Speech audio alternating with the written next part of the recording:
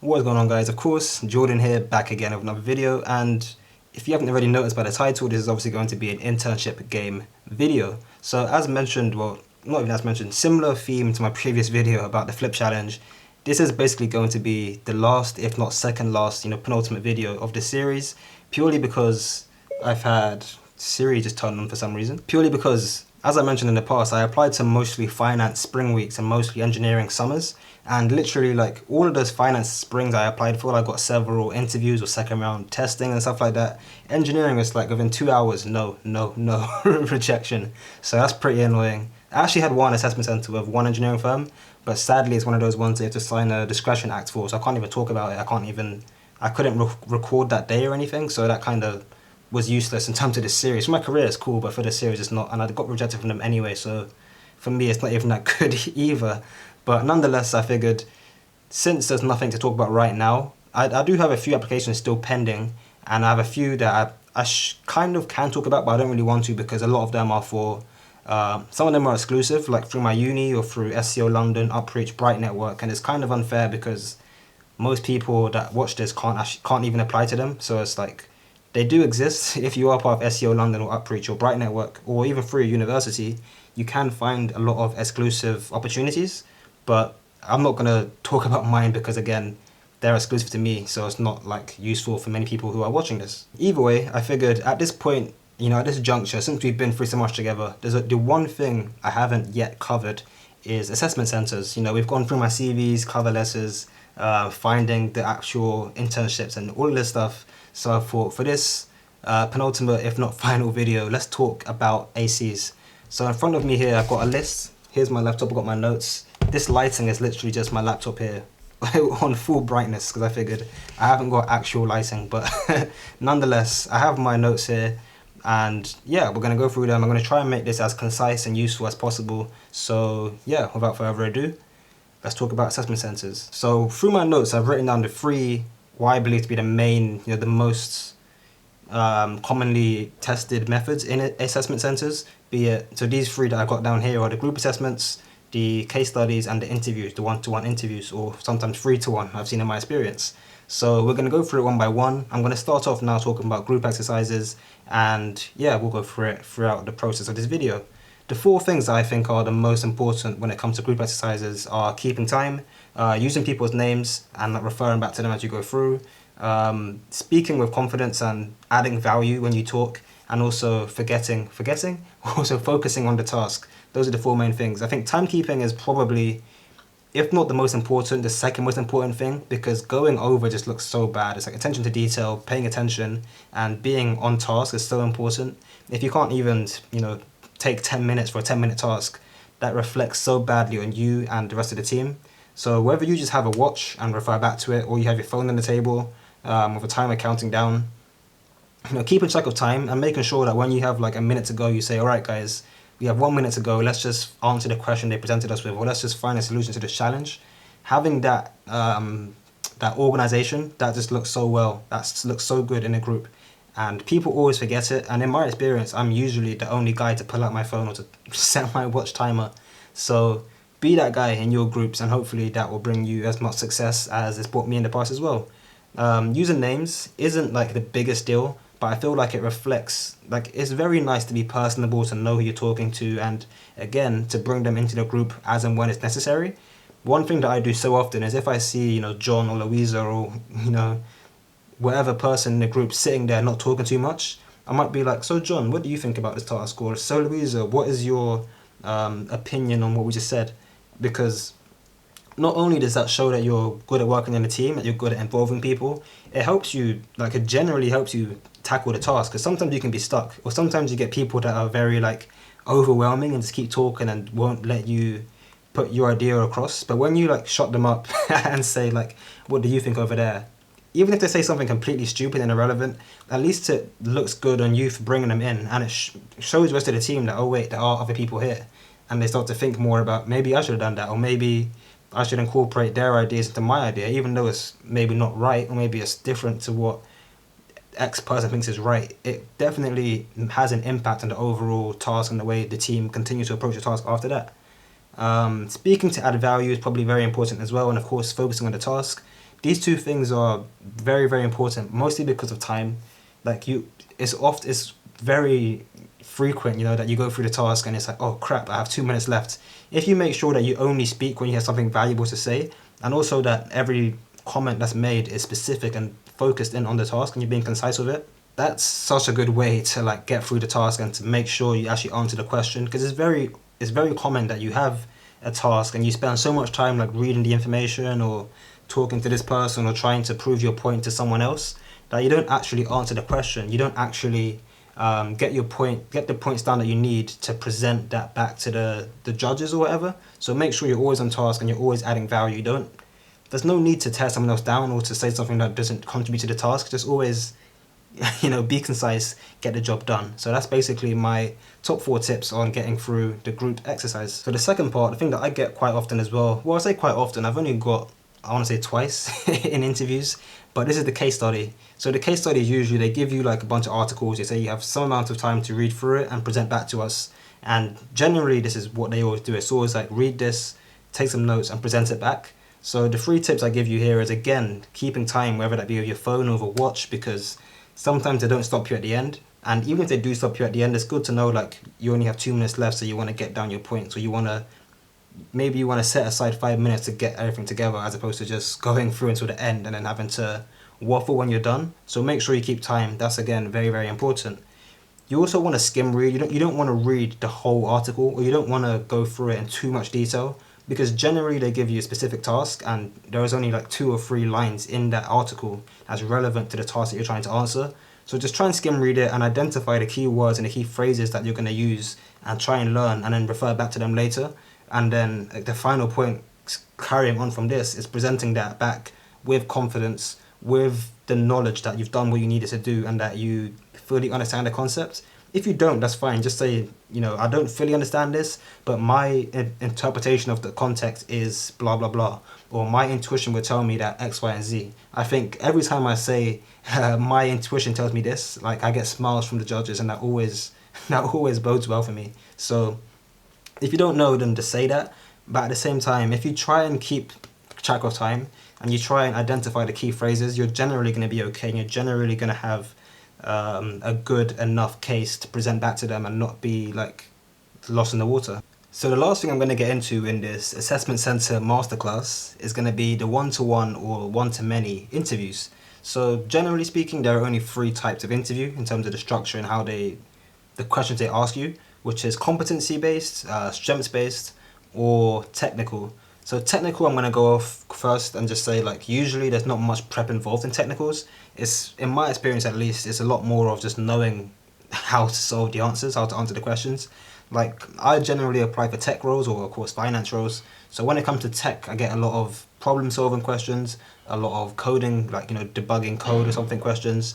And then when it comes to finance, it's things like what are bonds or markets or, specific economic terms, which comes very, very... I mean, I've only had that once in like 100 interviews, so I wouldn't prep too much for that for general like consulting roles or like tech functions within banks. But usually, as I said, I do get a lot of coding things. Otherwise, you're not going to get much. Like, technicals are very, very far and rare, and when they do come about, as I said, there's not much you can prep for it. It's not so much about how good you are or how fast you get to an answer. What they're really trying to look for in these technical interviews is how your process is, how you process information, how you tackle the question, and how quickly you are to ask for help when you need it, because so many people just like get lost or they can't find the answer and they sit there like they sit there for 20 minutes looking at it without actually getting anywhere.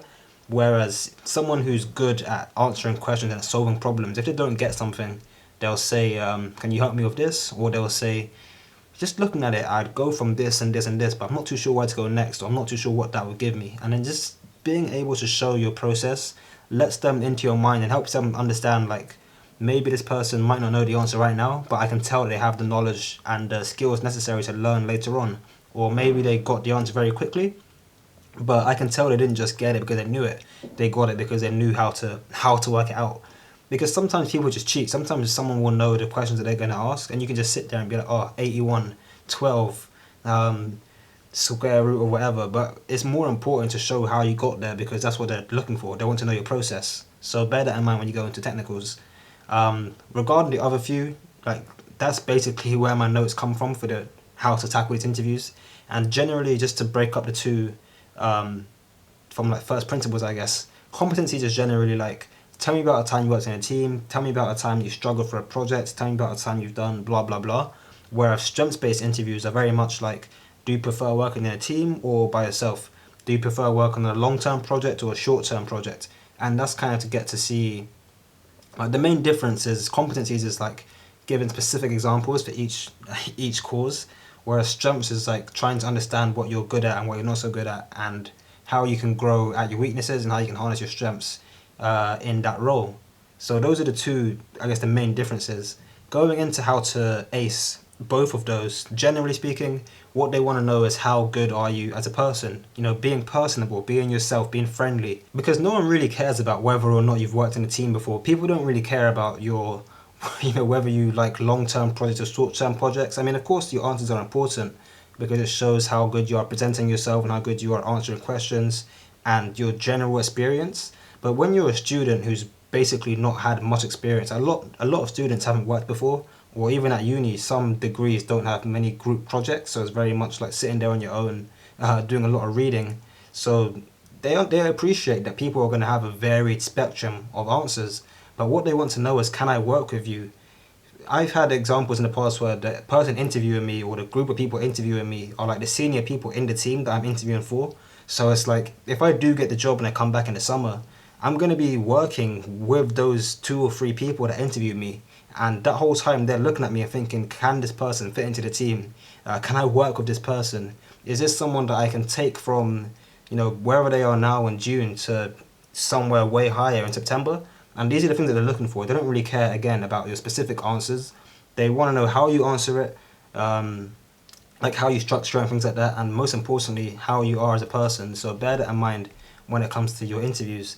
They also want you to show that you're confident, but you're not arrogant. You know, you want to be relaxed. You want to be passionate. You want to be like, again, confident and passionate, but you don't want to be arrogant. Like, yeah, I'm the best in the team. I did everything. You want to be more like, I don't know how to explain it in a concise way, but you just want to show confidence and not arrogance. If you don't understand the difference between the two, like, figure it out yourself. I'm not going to go into detail about it now.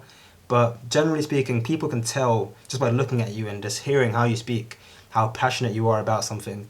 If you say, oh, I worked in a team last week and, you know, we played football and we won, like that, you know, cool, you're part of a football team and you won a game, cool. Whereas someone else who sits there and says, oh, you know, I'm part of a football team, we were losing 3-0 at half time, then we made a sub and, you know, I played the ball in through the back and X, Y, Z, and you proper structure your story well. You say like what you did, I think I mentioned this in the past, but you have your star technique or your car technique, where you have your context, your action, your result.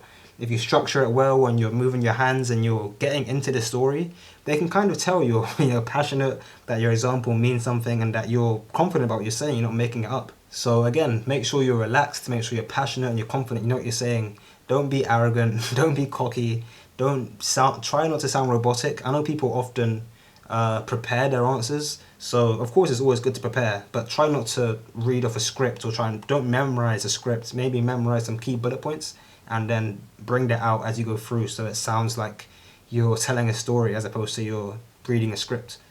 The last thing, and probably this isn't like important, it's not going to give you like extra credit, but it's definitely something that helps me a lot in my interviews, and that's just focusing on yourself. A lot of people will go in there and like ask questions, and I mean, it's nothing wrong with asking questions, but you're not there. You're not in the interview per se to get the job. I mean, of course, that's the main goal, but you want to see whether or not you can fit in there, as well as they want to see whether you will fit in with their team. You want to know, like, do I actually want to work here for the rest of my life? Of course, don't get me wrong, in some cases, people need money badly, and money comes way before whether or not you enjoy it in the short term. But make sure you're there thinking about your own interest too. Make sure if you have questions to ask, make sure you get those questions asked. If you think your interviewer asks you an unfair question, make that known. I mean, don't be rude or anything, but the spotlight is there on you for a reason. Like, this is your moment to show yourself and to understand what they're doing too. So focus on yourself. And again, going back to, combining that point with the being personable thing, if you, like, most of the time in my experience, you're giving your interviewers names before you go in there. So if you just look through LinkedIn or something and see, you like kayaking, they like kayaking, make sure like you know in your head that you like kayaking, obviously, and you're trying to be a nice person. So make sure you draw these parallels, make those impressions that harness like your skills and also bring out the values and the vision of that company to you as well. So you make sure it's a good match. And yeah, I mean that's basically it. I know it's been a bit long, but when you're someone like me who's gone through a lot of ACs in the past, you start to pick up on a few things. And yeah, generally speaking, I know I've gone on quite a lot, and I know I've said generally way too many times, but ACs realistically just aren't that bad. From the outside, it's like, oh, I've got to do an exercise, I've got to do a case study, I've got to do an interview. Like, it's a lot of pressure, and I feel like for most people, well, for everyone really, there's a lot riding on the success of that AC because that determines whether or not you get the job or not, right? But realistically, it's not that deep. I mean, as long as you know, as long as you're confident enough with your technicals, there's not too much different about each assessment center as you go along. Like group exercises, generally, as long as you're good with time and you bring other people in and you're good in the team, you're going to do well. As long as you're concise with your case study and you present your answers well, you're going to do fine. As long as you have good examples and you can tell the story in a good structure and with good confidence, energy, and passion, you're going to do just fine. Like, many times I come out of interview thinking, oh, I didn't do so well, or maybe I messed up that part. But then when you get your feedback, it's like, oh, like, it was all fine. You're basically always going to feel underprepared or like you didn't do good enough. But I mean, yeah, just do you, and most of the time the right thing happens. Otherwise, send a few angry emails and see see where that gets you. But yeah, that's it. I haven't really got much more down in my notes, so I'm gonna let you guys off. This is gonna be the end of the video, and hopefully the goal is to put out one more video which would be like an epilogue of how my spring week goes in April. But having read the contract, I'm not too sure what I'm allowed to say and what I'm allowed to show. That's why I think this is going to be the last one. But yeah, hopefully, I have no idea where that beeping's coming from. Yeah, hopefully I'll be able to do some more stuff after the spring week. And if you see more stuff end of April, then of course you know that for sure. If not, it's been good. It's been a good run. I've got a few more challenge ideas coming up, so don't think this channel's over now that I've finished both my challenges. And yeah, again, that's it. Thank you for coming along. Pat yourself on the back. If you out there have offers yourself, let me know in the comments down below. Yeah, whatever, I'm going on. I'm waffling now. Peace out.